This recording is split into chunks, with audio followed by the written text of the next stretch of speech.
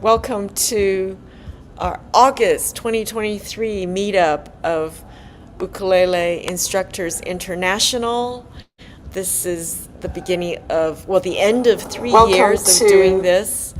And I'm very pleased to welcome Kevin Carroll, who founded the group on Facebook. And Kevin is going to be our speaker next month, September 16th, on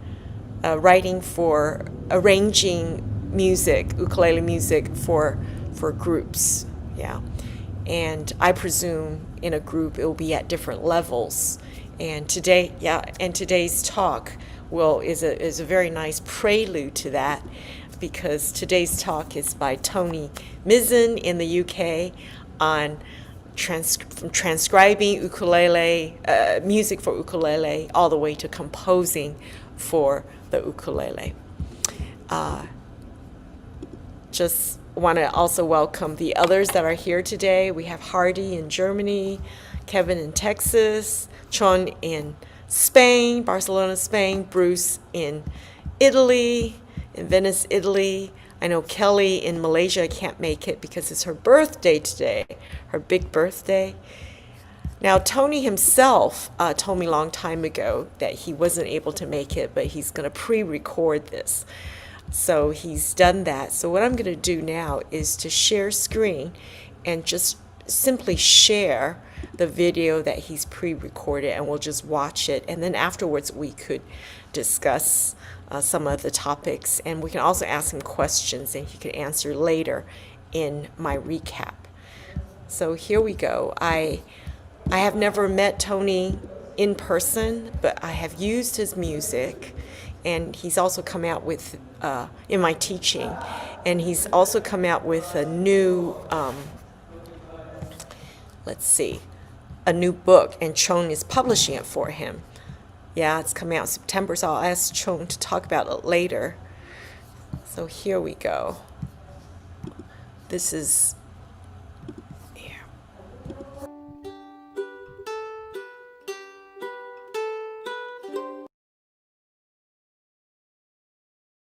That I sent over, because you'll be needing those.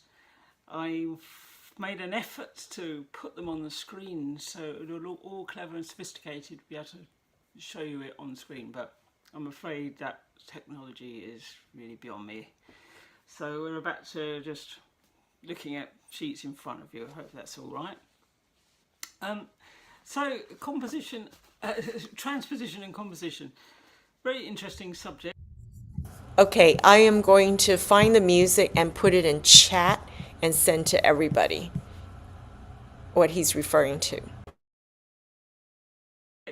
Which I've dabbled with. I can't say that I'm an expert on either of them.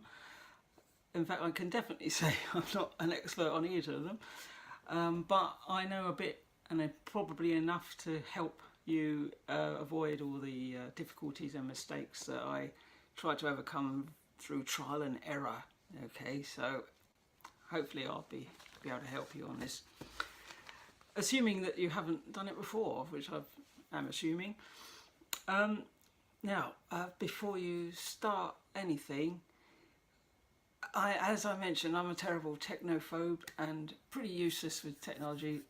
So there's one thing that you must have, and that is a music writing piece of software such as MuseScore, which I was terrified of using at first. I used to do it all on paper and then give it to somebody else to write it out for me. But I thought I'd want to just sort of try my best to understand how to do it myself. So if I can do it, absolutely anyone else can as well. Really, seriously, I am not cut out for technology. So MuseScore, so you download it and then ask someone or work out how to use it, and now you're ready to use it, and it'd be really helpful for you in many ways. I've found that. Right, so what I'm going to do, first of all, a very simple transposition from classical guitar to the ukulele. Right, it's a piece written by Fernando saw, and I've got it in front of me, and you should have it on sheet 1, and I shall play it, and you might notice that some of the notes won't be playable, but we'll talk about that in a minute. Okay, here we are. I'll leave out the repeats, okay, so save time. So here's the tune on the guitar.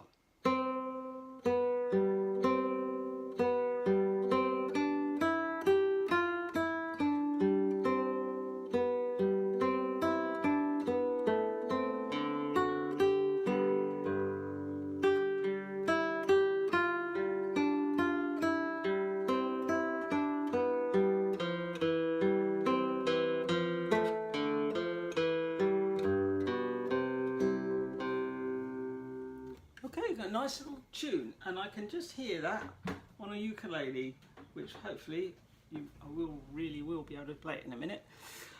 So that's the tune, and that's just straight from a guitar book.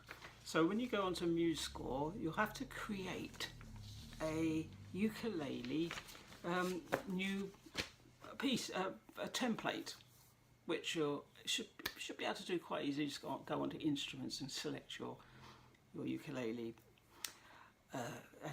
And you must add tab as well, because most ukulele players just won't want to read the notation only, including myself. I'd rather read the tab on ukulele. So that's what we have to do. So on sheet 2, I've done what I've just mentioned. I've created a thing for ukulele and added the tab. I haven't put the tab in yet. I've just added the tab line for it. So I've got the tune in there. Just copied that straight into the notation from the guitar book, and you can see that what I've done prior to that is raised up those notes that can't be played. And as you know, the C is the lowest note you can get on a ukulele. So I've got a couple of B's and G's in the guitar thing. So all you have to do is you just raise up those notes that are out of range and up an octave, and then it's fine. And then if you look at number 2 again, sheet 2, you can see that I've pushed up the last bar of the first line. I pushed up the bass G up an octave to the higher G, and I've done the same for the others ones that occurred.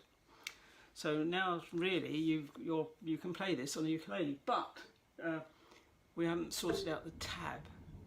Right, so that's the next thing to do. So it's very easy to do this. What you do is you highlight all of the notation and copy it and just paste it into the tab section. There's nothing else you need to do. It's just bang, done, just like that, which is really helpful.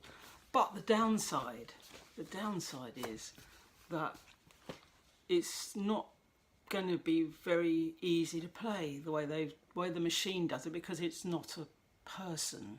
Okay, it doesn't know anything about the instrument. It just knows I can translate the notes into numbers, and that's all it does. So this is where the fun starts for the person doing the transposing. You have to find a way of making it playable. Okay, so if you try to play sheet 3, you would see all the complications and difficulties that the machine has created for you, which is very kind of it.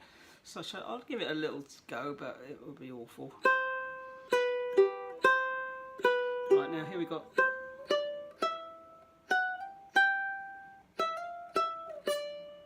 I don't want to do that. That's too much of a mess. So if you look at sheet 4,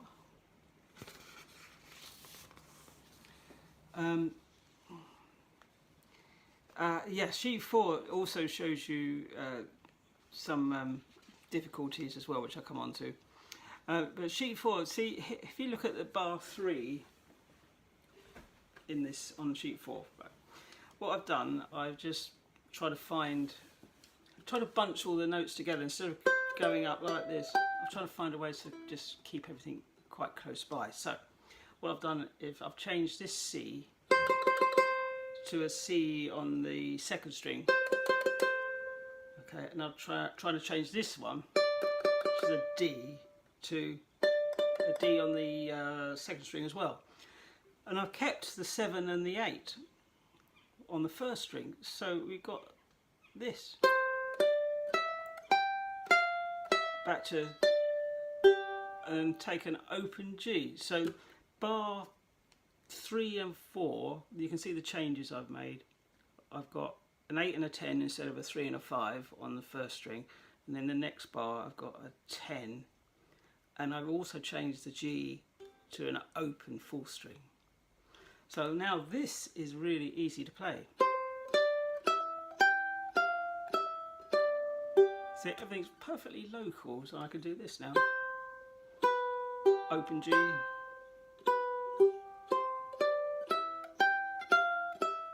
Another open G, so I don't have to jump back to find that G. I can change the G to an open string, which is absolutely simple to do. But now, just to talk about the other little difficulty that came up. There's a couple here. I think if you look at the bar before the first repeat, the music on sheet 4, if you look at sheet 4, and you can see that what the machine has got you to do is this 10th fret there, and then a massive jump down to there, and then a G, or a G there. That's not all that practical. It's doable, but it just seems a bit clumsy and not very appealing. So what I've done is, if you look at sheet 5, I've changed a little bit, that little bit. So I've taken away that D, and all I have is a G and a B here on the 7th fret,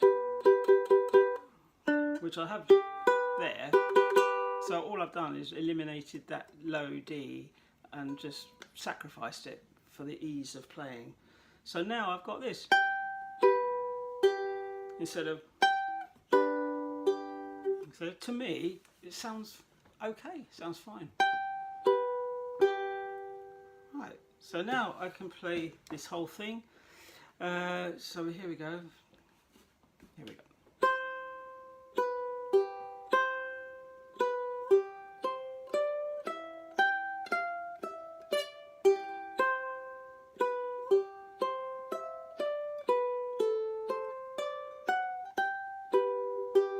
But before I continue, I should mention that I have raised up, where are we?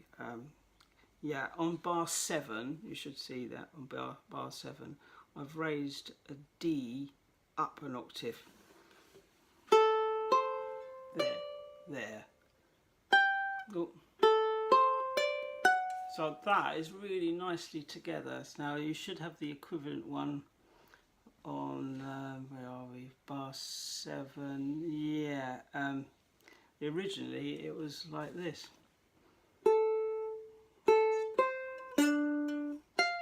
So you've got more leaps, so I've got rid, again I've got rid of that low D, like that, and I've put it this time on an octave higher.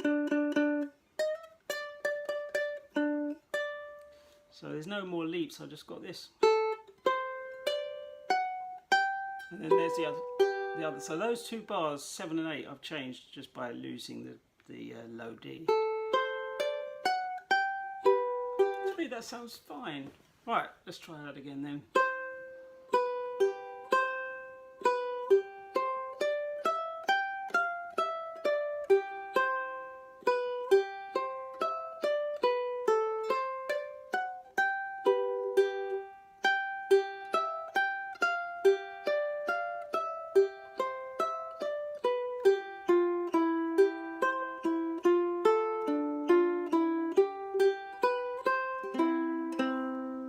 So that's the full tune done.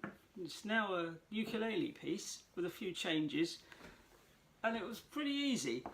There's one last thing that I think you don't see everyone doing this, but the way I've organised it, especially the second section, I want people to know what's the easiest fingering. So I've put finger numbers in there. So I've got 7, 4, 4, 2. So all the way through, standard sort of guitar procedure, left-hand numbers of 1, 2, 3, 4. And I'll just put in the numbers in the notation part. So anyone who's struggling with thinking what's the best fingering, they might take my advice there, or they might come up with their own ways of doing it, because every set of fingers is different, so you just decide on your own best fingering for yourself. So really that's it for the very simple, very simple transposition from guitar to ukulele. There are quite a few other problems that you might encounter when you do something a little bit more difficult. You might want to change the whole key. If you end up with really squeaky high notes really high up on the neck, I don't like that much, so you can go onto musical and transpose the whole thing to another key. Okay, so that's pretty easy as well. Remember, if I can do it, anyone can. Also, you can use piano music as long as you understand the bass clef for your left hand. Just simply turn the bass clef, raise it to treble clef, and then put it into ukulele range. If it isn't in range already, just raise it up an octave again.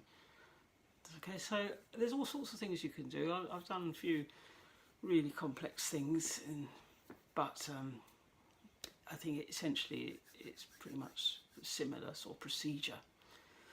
So that's pretty much all I wanted to talk about with the transposition. So now let's move on to even more complicated topic of composition. I always think it's quite a grand word. Sort of, it should be confined to people like Bach and Beethoven. So let's just call it writing music. Composition sounds a bit too grand for what I can do. So now, in thinking about composition or writing music, I come up with two basic ideas about how to go about it. So the way, to be honest, the way I've done it for ukulele is entirely by just experimenting and coming up with something that you think, oh, that sounds different, because that 9 times out of 10 I'm experimenting, trying to get some sort of inspiration, and you end up with something that is just entirely a cliche or predictable and boring. So you have to keep fiddling around, or noodling as they call it, until you come up with something that sort of comes out of nowhere, and you think, oh, that's something that I could use. That sounds like it's worthwhile to pursue. And so you're not, I personally am not having any idea of what I'm doing. I'm just looking for something to grab out of the sky. Okay, so, and that's about the way I do it. But quite a fair amount of time ago, I started to think, well, this is a little bit like I'm illiterate, and I can speak music a bit, but I can't read it, and I can read it, but I don't, when it comes to music theory, I don't know what I'm doing. So I decided to make some changes about that, because for one thing, I wrote a piece of music called Such a Beautiful Day, okay, and I must say I came up with a couple of bars that I was really, really pleased with. It sounded different, it sounded sophisticated, and I actually wanted to know what was actually happening when I did this. So what I did was I consulted an expert on music theory, and I showed him the music, and I said, can you tell me what is actually happening in these bars? And he was very interested. In fact, we're sort of collaborating now because we've had so many interesting conversations about music theory. And he told me exactly what I did. So if you look at sheet 6, I've written out just 3 bars of my tune, Such a Beautiful Day. And I put it into tab. But you can see what I was confused about. I didn't know what I was doing. But apparently I started to use the G harmonic major scale, and you're maybe more advanced than I am on this, but I'd never heard of anything called a harmonic major scale. I've heard of harmonic minor and use it all the time, and I've heard of major, but I haven't heard of harmonic major. But it appears that if you look at the notes below the extract at the top of the page, just come down a bit, look at the difference between the G major scale and the G harmonic major scale. Simply that the E is flat. Okay, so when I'm using this E flat here, and then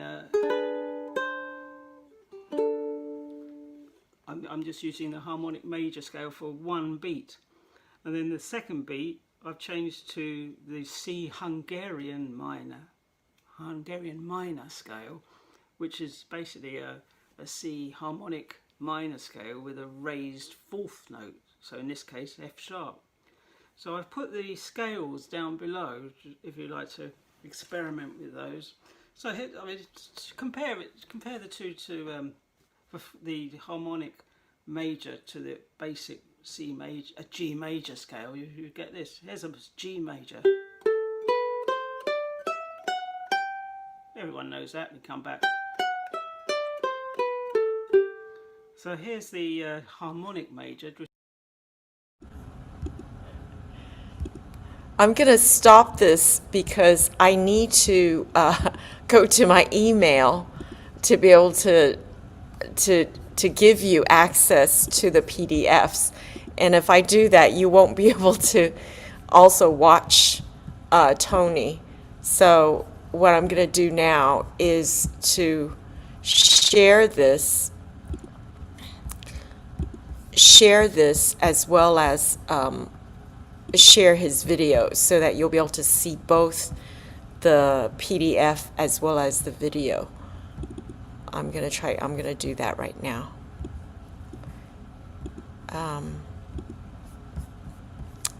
Here we go. Okay.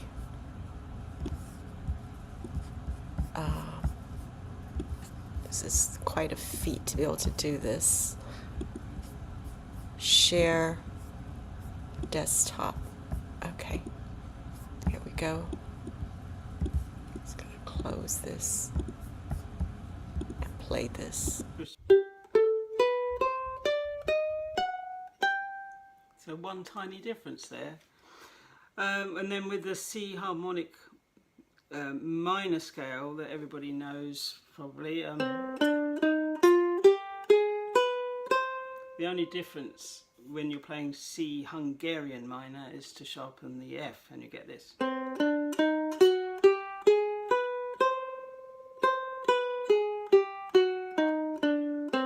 Which sounds really nice.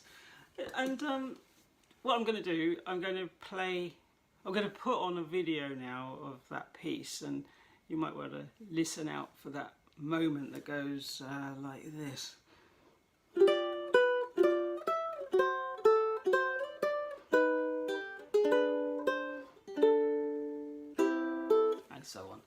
So I'm going to play now Such a Beautiful Day. Okay, here it is.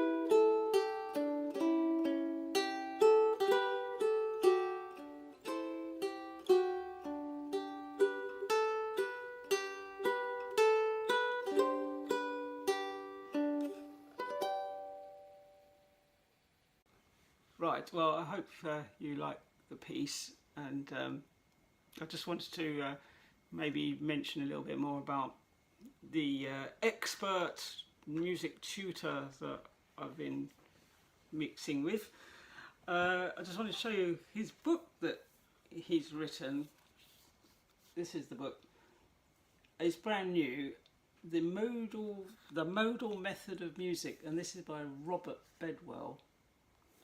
Okay, and I've been using this book, and he's only basically just written it, and he asked, because we've been collaborating and discussing music theory, he asked me to do a little review in the front cover, so I've done that, a little sort of comments about it.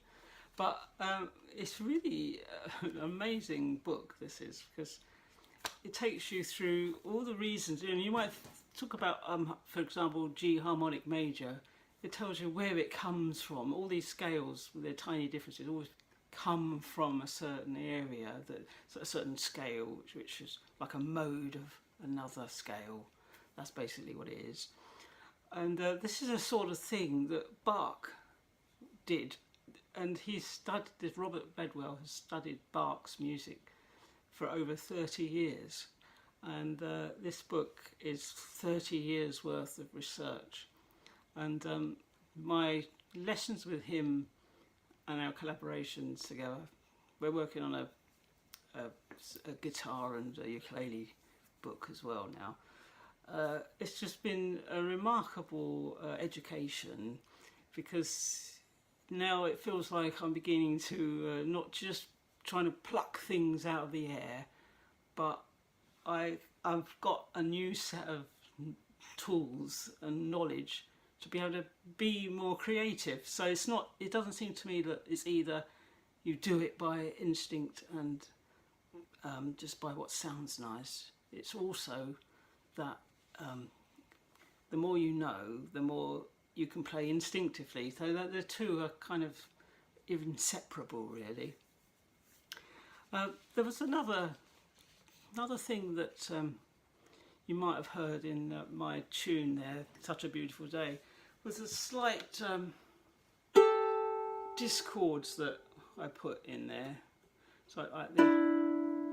And I think that's a common thing so much in music, where you have a slight tension by wrong notes that resolve to right notes, so you get a feeling of something sort of pushing or pulling you, like that. There's tension and then relaxation. So this is so common in music. You could write plenty of tunes without any of those, but when you hear them, I think it's just a wonderful sound, and it has an emotional effect. So just to talk a little bit more about the sort of emotional effect, which is something I've never understood, and that is how can certain sounds played together tell your brain that this is happy, or this is sad, or this is disturbing? They're just sounds. How does sound become meaningful to the brain?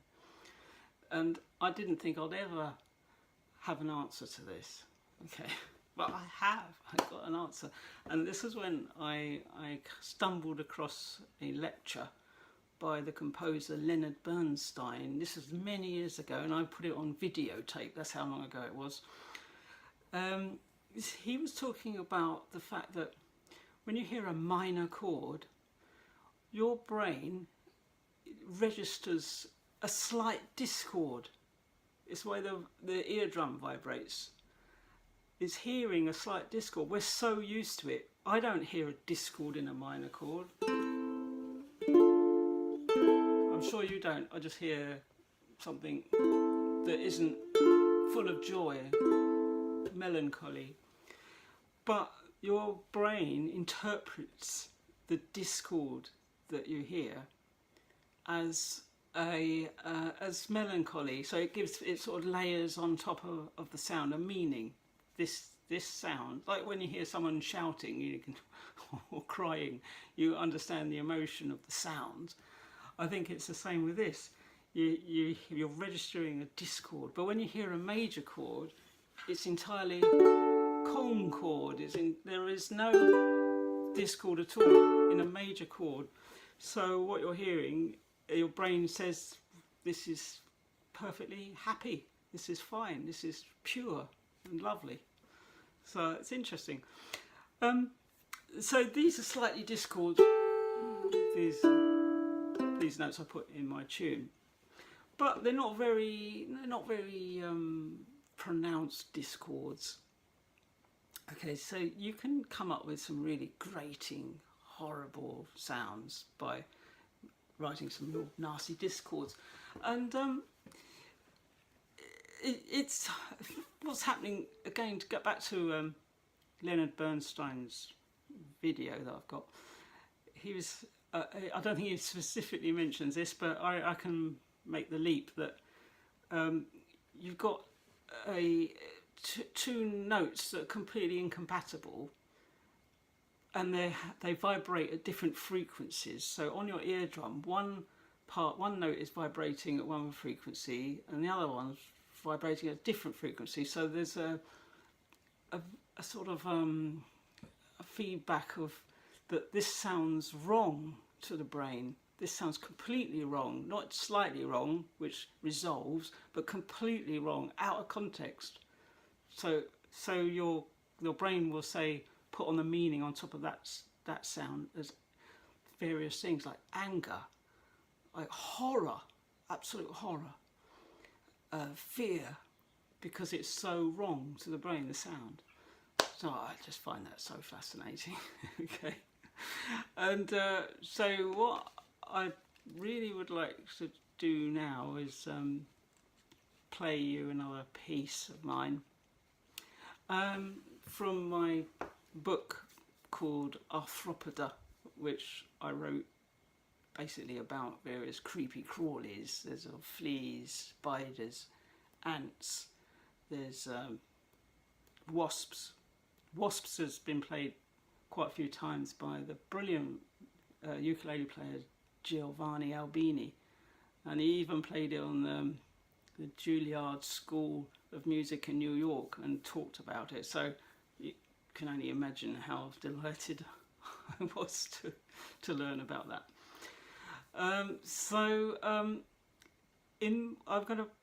What I want to do is play spiders, just to illustrate the horror of some of the discords that I put in there. I just love the sound of discord. I love discordant music, probably because I have a kind of an experience of discordant emotions in my life. So it sort of emphasises, I've got a point of view, probably a theory, that people are always really cheerful and happy. When they hear discordant music, they just hear it literally. Oh, that's awful. Why would anyone want to play that out of tune music? But it probably doesn't mean anything to them, because they might be so joyful in life that they don't have emotional discord. But if you do, the discord sort of brings out and makes you feel better. Anyway, I won't go down that route. So I'd like to play you my piece Spiders, and if you listen out for the discord. Also, you should hear at the very beginning what is my musical idea of a spider coming slowly down on a thread. Okay, and I hope I managed to capture that by sound. So it's a lot of these things about telling a story as well, having a beginning, a middle and an end, and a bit of a development. A lot of it is, I think, is kind of instinctual, but with studying theory, I think it's going to be so rewarding to enhance how to express how you feel. So like I say, the two go together. Okay, so here's my tune, Spiders. Hope you enjoy it.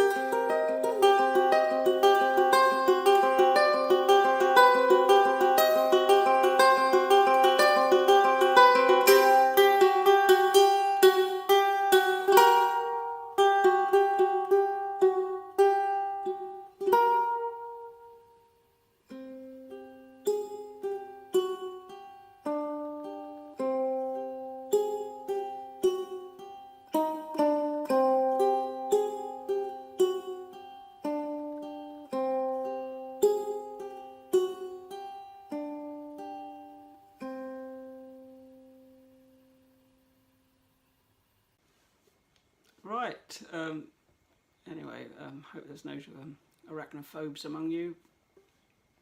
Well, I'm one, but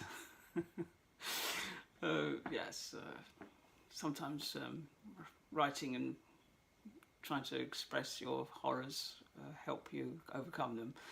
So now I think I've pretty much finished talking about composition now, such as I know. But I would, as a summary, I would say I would definitely look into the joys of learning theory. And maybe in UK we got theory grades, grades 1 to 8. I'm hoping to do. I've done 1 to 7, and I'm hoping to finish the final grade 8 theory paper as soon as I can. Hopefully, not in the next few years, but in the next few months. Okay, and then I feel like I know a lot more. But yeah, so I would say try to balance out your intuitive feel for music by just doing it by emotion and nothing else, and then studying theory and trying to put the two together. So that's about everything I know, and I just want to thank Anne for inviting me to talk about transposition and composition, and to thank anyone who's listening and watching this, and I'm hoping very much that it was useful. Okay, so that was about it, really. Thanks very much, and goodbye.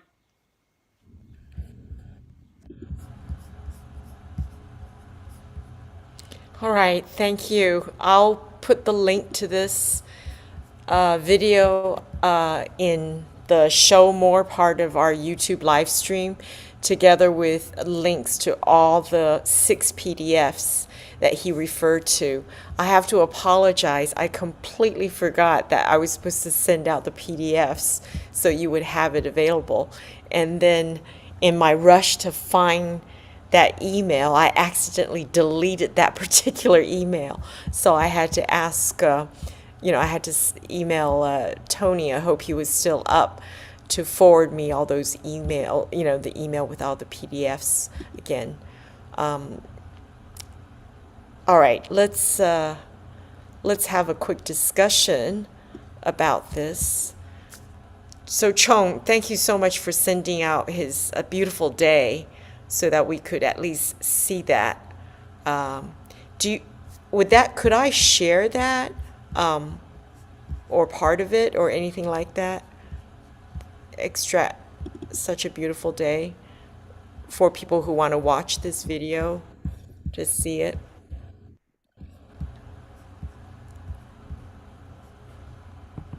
Oh, I can't hear you somehow.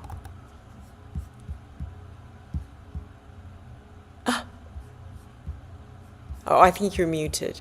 That's why.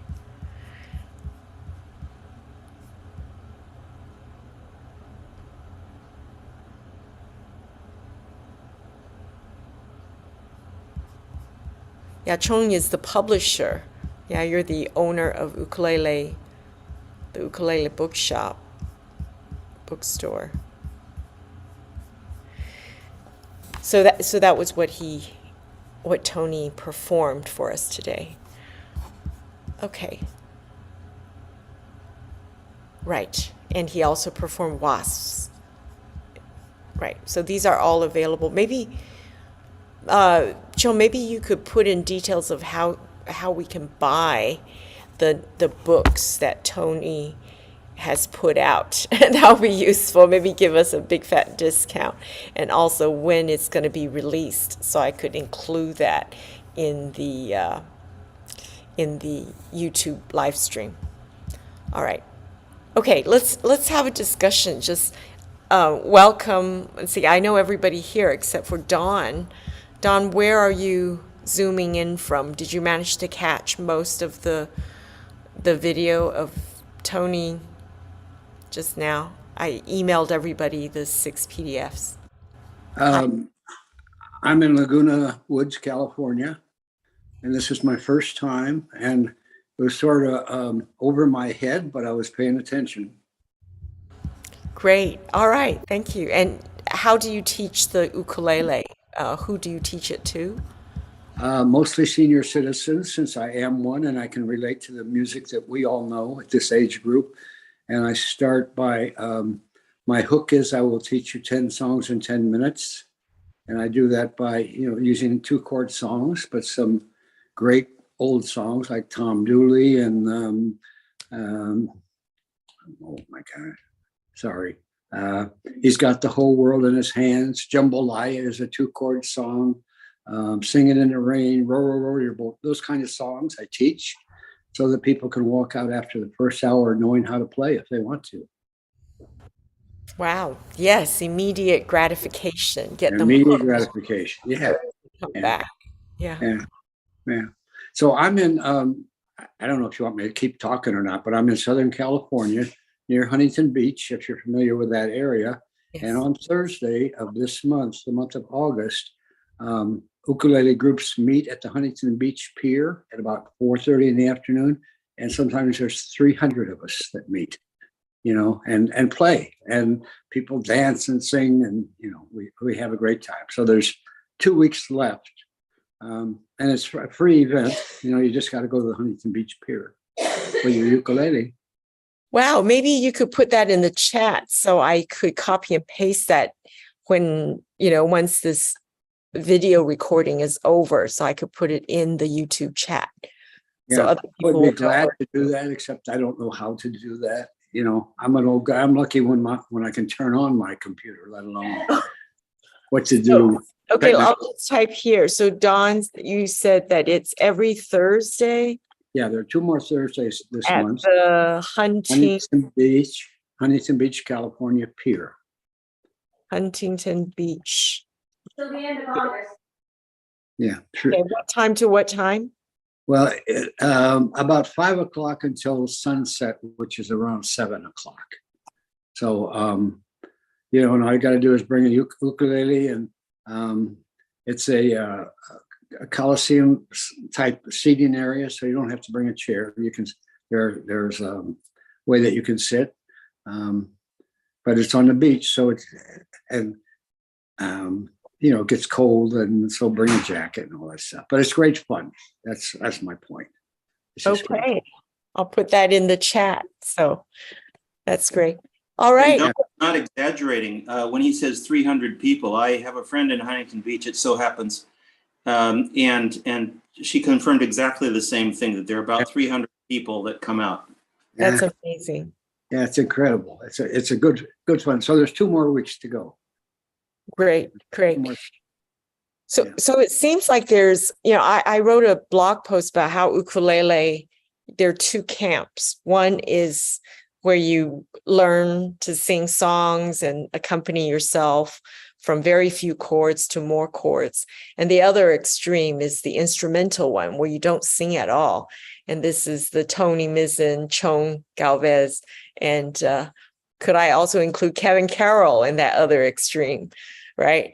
Let's talk about that a little bit, because Tony was addressing mainly the other extreme, the instrumental extreme. And when I saw him playing, it's like, ooh, I want to learn that piece because it looks like a lot of fun to just do this. It doesn't look that hard. If I were to just look at the notation and the taps, because they are higher up the fret, it might seem intimidating, a bit daunting. But if you just look at the hands, it's like, oh, I could do that. I just move my entire hand up and just do this. It's not too difficult, So let's discuss the 2 camps, maybe. Who would like to start?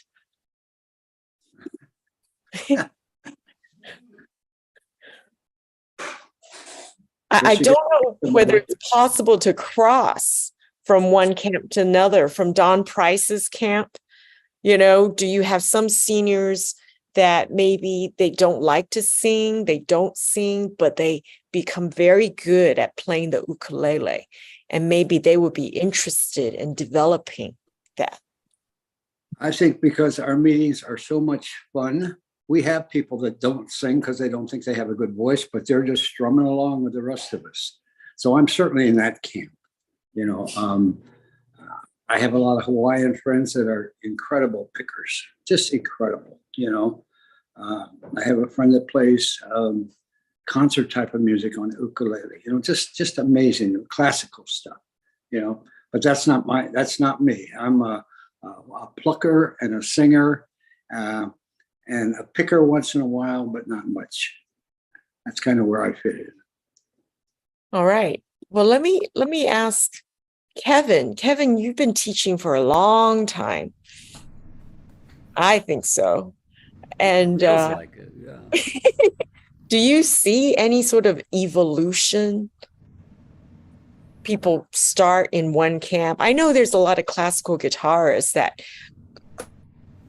ukulele, right? And then they stay in the instrumental ukulele side. Well, Yeah. I think it comes down to, a few things. I think the extroverts like to strum and sing and be together with a lot of other people. And I think a lot of times the introverts want to perfect something by themselves and maybe don't want to sing. I know for myself, I have a strong aversion to what, I don't know what the exact word would be, but would be diatonic music in which everybody's playing the same rhythm and attempting to sing the same notes. It kills my spirit. I want to hear harmony. I want to hear bass parts. I want to hear middle parts. I don't want to hear two people playing the same thing, or else there's like sections, I've just always been that way. I've been in, longer than teaching. I've been in music for a long time, since the 80s. I think it's such an amazing art form, like how to divide up parts and how to hear that and have complementary parts going and all of that. But I don't want to go into a group with 299 other people strumming, singing. I can do it for like 5 minutes and then I'm like, I gotta go. But I could sit with 4 people playing different parts for hours. So those are a couple of ideas. The other thing I think that Tony was touching on that is kind of cool is that I was having some strong feelings come up around diatonic music and the idea that major keys and all these notes, sound right, and they do, unless you're from China or Mongolia or Iraq or somewhere that does, India, that does not and whose language is not based on the major scale, then it doesn't. So there's so much cultural bias to it, and I am really interested I feel like, definitely I'm, kind of an introvert, and I was born in the minor keys. And I think people tend to be on one side or the other. And I am like the minors. I saw Fantasia when I was a little kid, and I was like, boom, hey, there we go. Yeah, this is better than She'll Be Coming Around the Mountain or Kookaburra or whatever those songs were. And in my ear, in my brain, I always want to figure out, if I hear African music, I'm like, what is going on here? How does this work? Indian music, Celtic music, all these things that I didn't grow up with, that I'm like, as I learn more, and he was talking about theory and how that connects to these sounds, and I'm just circling back to your question. The evolution for me is here. And that's the only one I can be responsible for. But I don't see I get the people that don't want to sing and don't want to strum. And there's a group here that meets every month, and they get 100 to 200 people, and it's very well organized and very well run. But I get people. What's the name of the group? So you're talking, it's in Austin. Can you tell the us? Austin Ukulele Society? Yeah, they're probably the preeminent YouTube group. Well, I think they have millions of viewers. Yeah. Is this the one run by Bob? It certainly is. Oh, right. So yeah, I've seen a lot of the music. It's great. Yeah, he's great. Yeah. Yeah, there's like riffs and different kinds of strumming, different kinds of I call that authentic replication, trying to replicate everything you hear in the original piece so that not everybody is a rhythm guitarist, and singing the solo part. Is that what you mean, Kevin? Well, I'm a little more, first of all, I teach note reading and actually do that. And so, yeah, it's one thing to teach a pop riff, yeah, what I'm doing is very different than what Bob's doing. Bob's giving the like six people out of 200 a chance to play a riff, the six that could, and it's cool. I'm teaching only the people who want to learn stuff and doing everything from tons of classical, jazz and stuff like that. But yeah, a little different, and just music, just instrumental. So thanks for your point of view. This is very interesting. I just want to mention that when I really got into the ukulele, it was in London. And the group that I joined, the Hamwell Ukulele Group, it's part of West London. They meet every Tuesday. And they mainly sing in unison. I rarely hear vocal harmony, and they strum in well, and powerful to be in a group of 50 to 100 doing that. You just feel like, whoa, and you really become good with rhythm and good with the melody if you're in that group. However, on the other hand, in Boston, the first jam I went to, I heard vocal harmony. It was so wonderful.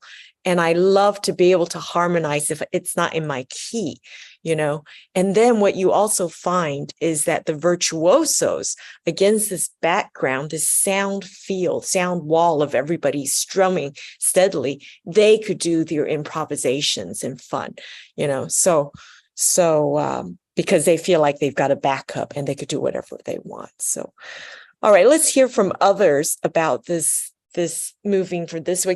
So Kevin, in a way, you're kind of giving us a hint of what to expect next month. Yeah. How do you arrange for groups, right? You're definitely not getting everybody to do unison. You're not getting everybody to strum, everybody to pick out the melodies. You're splitting things up. So the next question, which is for everybody as well, is this also to ensure that people of different skill levels can play together? Not just skill levels, but also preferences, right? Some people are good at playing just the first position. Some people want to go up and down the neck. And then some people can only do the straight strum. And some people have very small vocal ranges. So you want to make sure they only get that little bit. So for Kevin, are you going to be talking about arranging only instrumental pieces, or are you going to include vocal parts? I've never done a vocal part, and I never plan on it. There's thousands of people doing that. But I do concentrate on differentiation, and whether it's second graders and combining aberrant differences of skill level. And some of my students have been with me for 10 or 12 years, and they're great players. So that's really fun. But we're also bringing in new people into these groups. So yeah. And most people kind of either want to, I have mostly 4 levels in there within that. Yeah. Yeah. So this is great because Dawn, with your 300 people, does it ever get to a point where after a year or two, some people are so good at it, they really want to grow. They really want to be able to do more complicated stuff than just strum and sing with everybody else. So similarly for others that have been teaching for a while or have been leading groups, because personally, I find that after I've been doing the same songs, I want to do more interesting things like, ooh, I know how to do this song, but I want to do this little riff just to have something different. Yes, no. These groups that I go to in Huntington Beach, which are the ones that kind of sponsor this Pier event in August, it's an actual commercial store called Island Bazaar in Huntington Beach, and she sells ukuleles. That's her main business, but she has her store set up as an auditorium pretty much. And on Monday night, they do something they call Easy Does It. On Tuesday night, they do all Hawaiian music.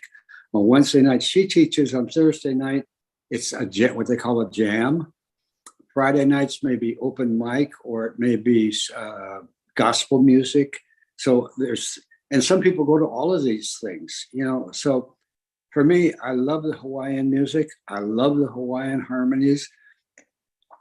My wife and I just spent 4 years on the island of Kauai, you know, living there, and I was in a couple of different groups there. The quality of the voice of the Hawaiian people is just incredible. It's something I can't even begin to think that I can do, but I appreciate that, and their harmonies are beautiful, and there are some excellent players. The Hawaiian ukulele players are probably never going to get rich because that's not what they do. They play music, and they play what they hear and how they feel. So I can't say that somebody's going to move on necessarily, but I try things that I haven't done before. That's why I'm listening to you right now, you know. And I watch tutorials on YouTube and I say, oh, I could do that. And I do that. I have 3 or 4 different strums that I use all the time, and they will fit with somebody who is just strumming down. You know, they don't compete with each other. And if I want to do something in a large group and nobody else hears me, I'm good with that, you know, or I'm just singing along like everybody else. So that's not an answer to the question, but that's my. No, this is great. Thanks, Don. Thanks, Don. Let me direct this to Bruce then. I know Bruce is a vocalist who picked up the ukulele to accompany himself, but increasingly, Bruce, you're doing more of the finger picking, tab reading and doing the more advanced stuff. How does it feel? Well, I think, I did want to say something about that. I think it's gone hand in hand with the evolution of 3-chord Thursday. As probably everybody knows, that started about 3.5 years ago with COVID. I'm pretty sure it started with COVID. And it literally had really simple 3- and 4-chord songs for those of us who were at a basic level at that time. And now, what was that song with 27 chords that we did the other day? I mean, that was a bit exaggerated, I admit. I left my heart in San Francisco. There you go. And, you know, because I've heard a parrot do that on Johnny Carson. That'll give you an idea of how old I am. I've heard the parrot sing the same song. He didn't play the ukulele, fortunately. That would have blown me away. But it doesn't sound like it's that complex a song. And it's fun to actually see some of these songs on paper and say, hey, this really is not as easy as it looks, as it sounds. As I was saying, I think 3-chord Thursday has evolved so that it's a misnomer now. I think even your scope in dealing with the participants has changed in that you want to make it something different from what it was. At the beginning, I think it was a chance to involve people that were shut-ins, as all of us were during COVID. I mean, especially in Northern Italy, it hit really bad. In the spring of 2020. And so we were not allowed to go more than 200 yards from our house, except for food and medicine for like 3 months.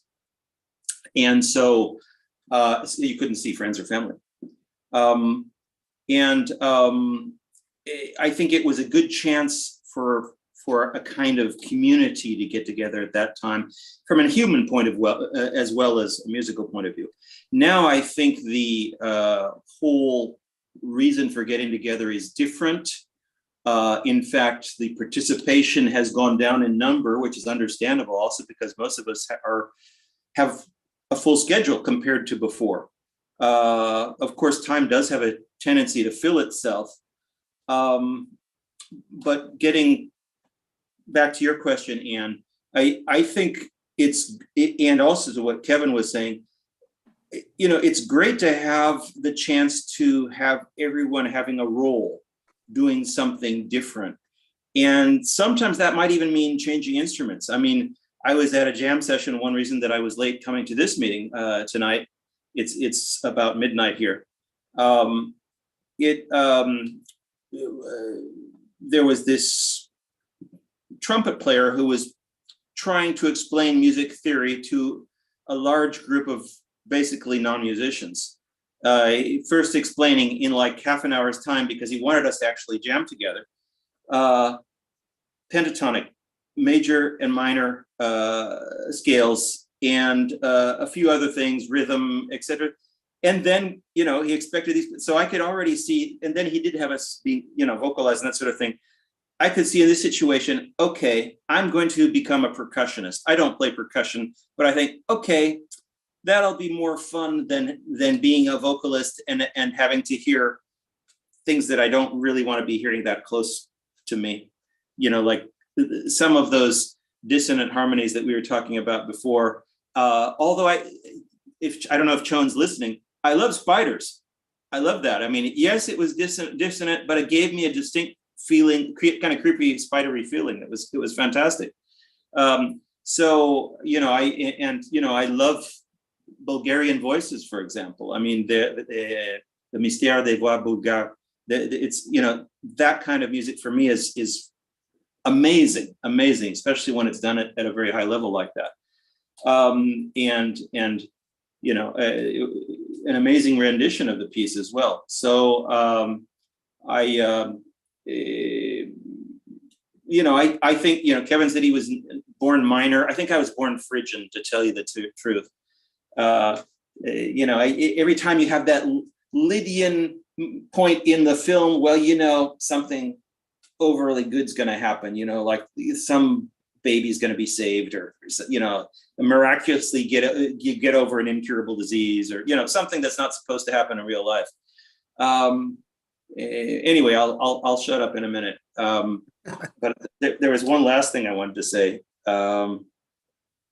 And naturally it slipped my mind, but anyway, I think so. It's not exclusive. Yeah, you could be a vocalist and then you could find fun. I mean, think of all those folk singers that finger pick their accompaniments, right? Yeah. Right? So they're singing, they're picking, they have riffs, right?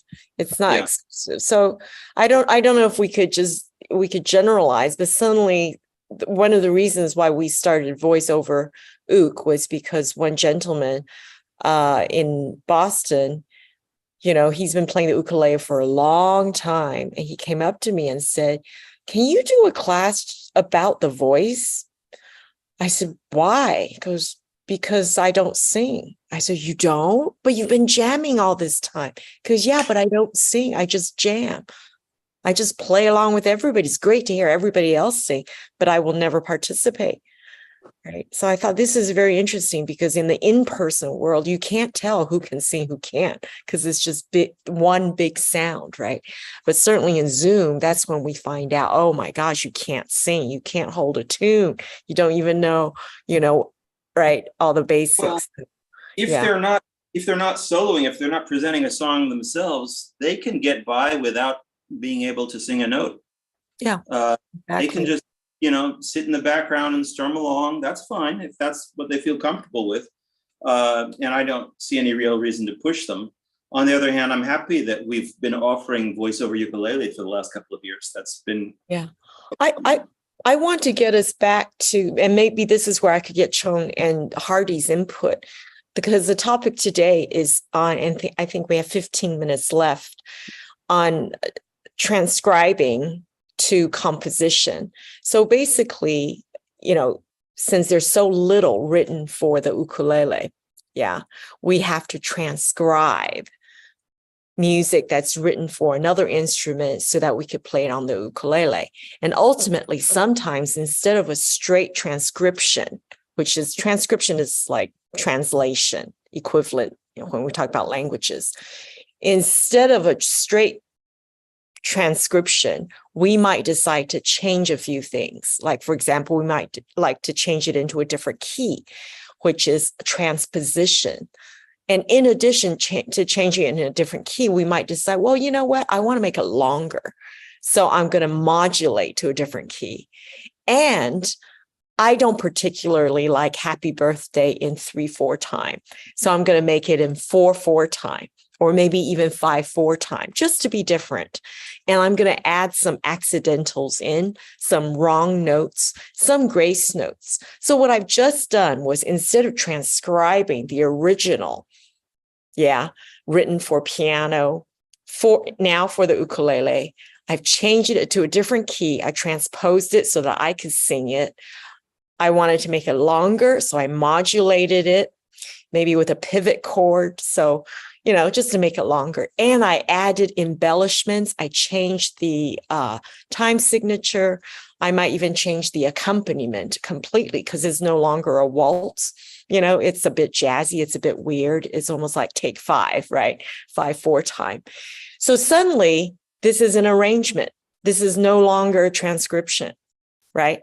So if I do enough of this many times, and maybe I say I want to do it for more than one person, so not a chord melody arrangement, but make a duet or trio or an ensemble, go the Kevin Carroll route.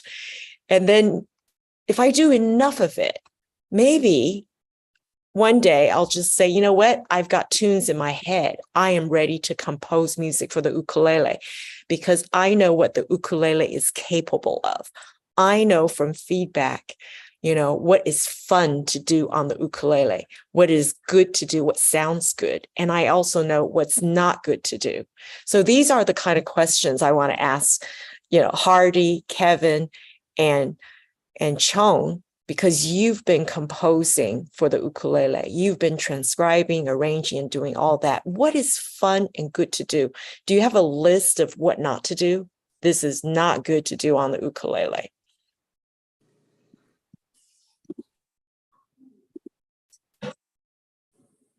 Okay, Hardy. Hardy, you're in Germany. Yeah, I think I haven't a way to do this, but when I started composing, it began with arranging, and then arranging more until I got rid of the original melody, and and then sometimes suddenly it's something completely new, and I guess you can you can change everything you like. I work with a musical too, and I basically change the key nearly every, and when I arrange something, you have to change things.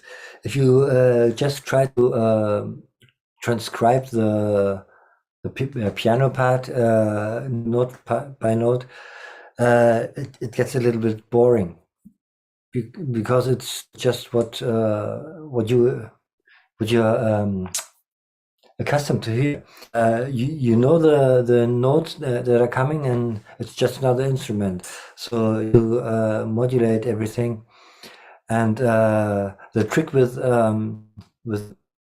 octaves up, I nearly do every time. It's really fun. So that's the composing and changing music are really to each other. Yeah. Yes, thanks very much. I just kind of summarized what you said and put it in the chat. In transcribing music for the ukulele, sometimes we need to transpose into, so in other words, into another key to make it feasible, to make it sound good, or even interesting. Otherwise, it will be boring. Yeah. Yeah. Yeah, definitely. You want to add anything else? No, that's a really good point. You can't help but change the key because the ukulele is a treble instrument. And if you do enough of it, I suppose if the original disappears, at some point it becomes your composition, right? Choan, have you got your mic working? No, we can't hear you. And idiomatic. Okay. Maybe you could write in there and I could read off what you're writing. So Choan, did you start with transcribing and then arranging music? Because now everything you do is your own composition, isn't it? They're all yours. Are you still doing any arrangements or you're only composing now? You used to write for guitar. Okay. Right. That's the other thing, where your original instrument, where it starts from, I think weighs a lot on how you write for the ukulele. Would you say so?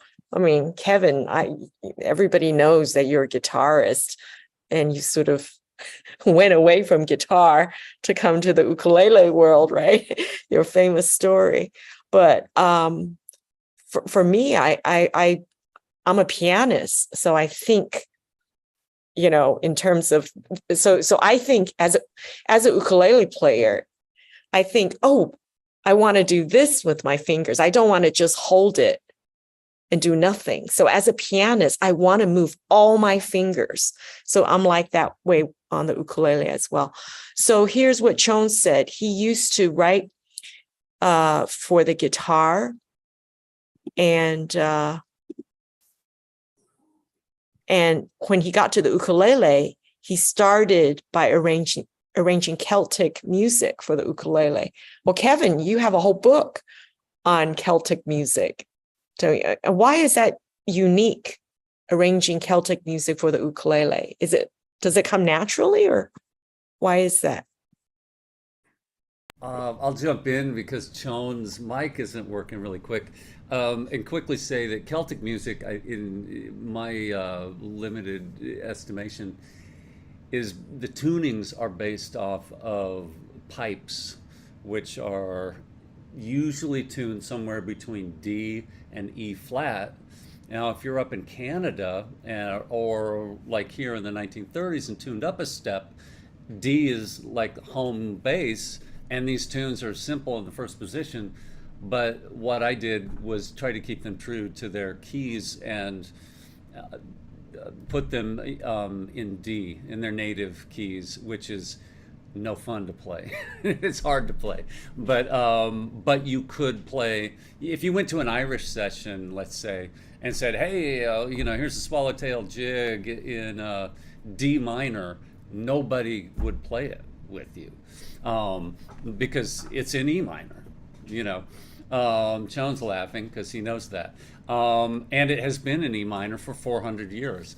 And that's how that one goes, and each music has its own set of rules, but that's the thing with the Celtic. So it's a niche within a niche for sure.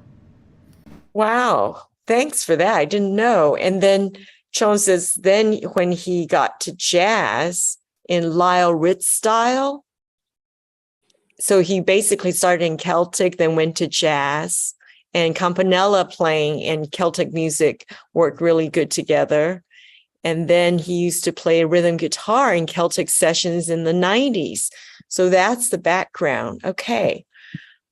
Very interesting. Very interesting. So, gosh, I wish Lindsay was here because he's a composer. He could chime in a bit on this.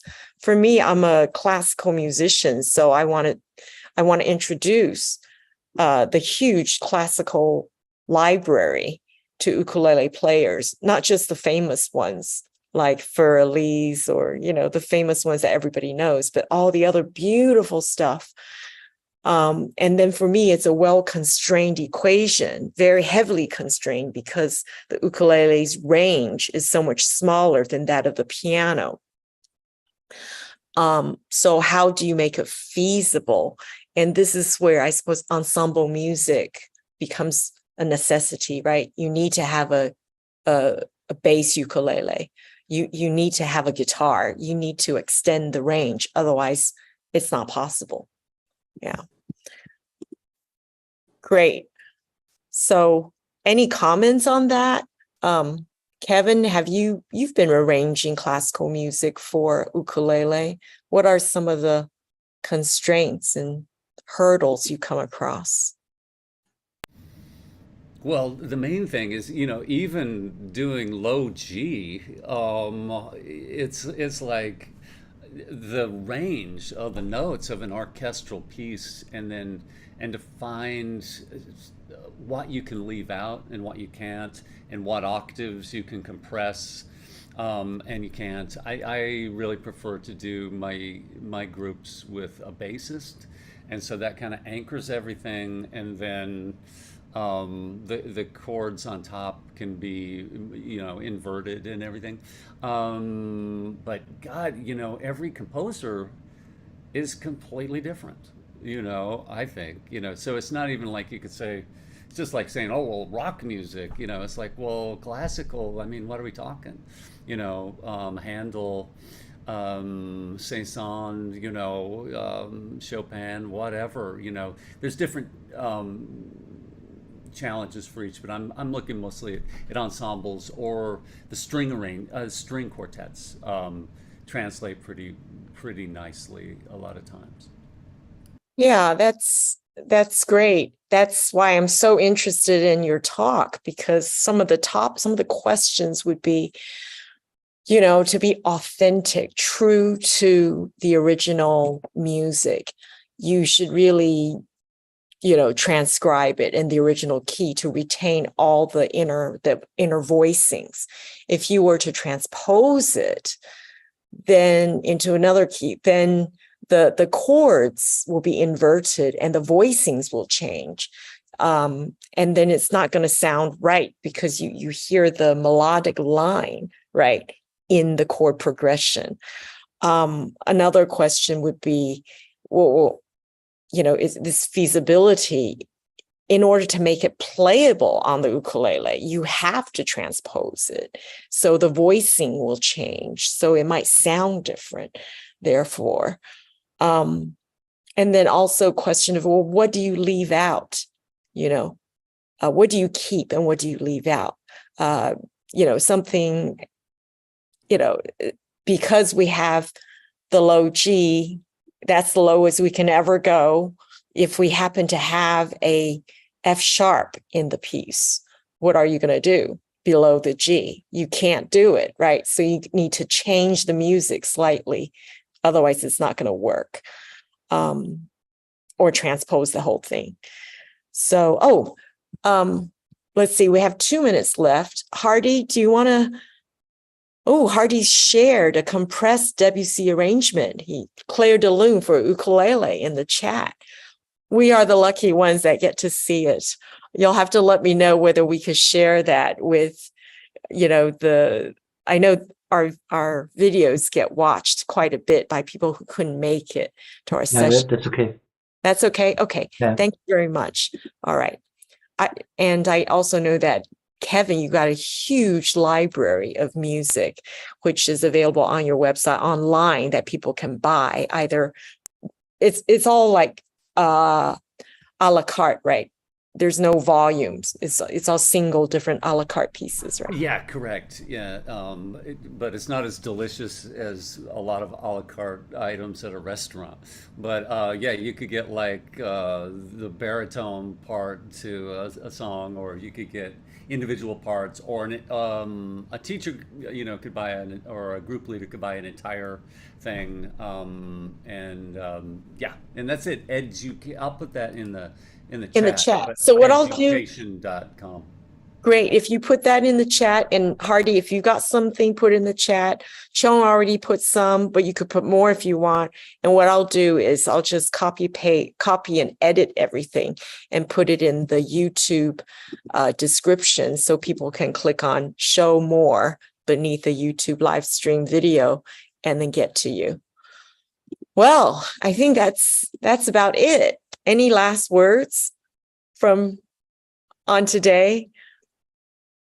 All right, I urge you all to watch watch Tony Mizen's video again. I'll put it in the YouTube here, and then this time with the PDFs that I should have sent to you earlier. It would make a lot more sense. And I hope to see you in a month's time, Saturday, the 16th of September, or unless you're in Australia or Asia, it'll be Sunday, the 17th. And we don't have, and that would be Kevin Carroll talking about writing or arranging. Arranging, right? Arranging, yeah. Okay. Arranging music for ukulele groups. And this is instrumental specifically. And this will be different skill levels too, right?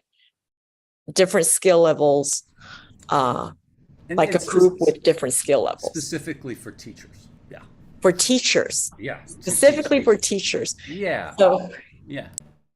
Raise your hand if you've had to arrange music for your students. I do it all the time. And that's what I do.